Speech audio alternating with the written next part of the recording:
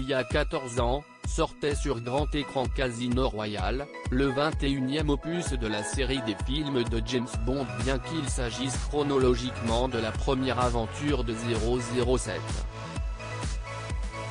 Pour incarner le rôle du célèbre espion britannique, le choix des producteurs s'était finalement porté sur Daniel Craig, qui succédait alors à Pierce Brosnan. Dès notre première rencontre, il a été évident que Daniel était parfait.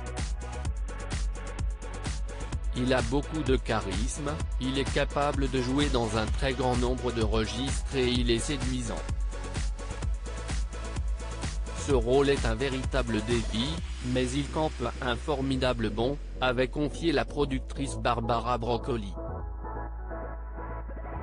Une décision pas forcément validée par tous les fans à l'époque, certains d'entre eux jugeant la filmographie de Daniel Craig bizarre. Pour dire, les plus réfractaires avaient carrément créé le site Craignodon, comme qui appelait au boycott du film. Raté. Avec plus de 450 millions de dollars de recettes mondiales, Casino Royale s'est imposé à l'époque comme le plus gros succès de la franchise James Bond. Et dire qu'un humoriste français a bien failli faire partie de l'aventure. En effet, le rôle d'Alex Dimitrios, vous savez, le méchant qui joue au poker avec Bond au début du film, aurait pu avoir comme interprète Michael Youn. Le comédien français était pressenti pour jouer le personnage, comme il le confiait dans une interview avec DH Les Sports Plus, à l'époque. CIST très flatteur. Surtout quand vous venez de la grande gaudriole comme moi, CIST très flatteur de voir que les grosses productions peuvent ne pas avoir d'a priori sur vous, avait déclaré l'acteur avant de préciser sur les 500 comédiens qui ont été castés dans le monde entier, je me suis retrouvé parmi les 5 derniers.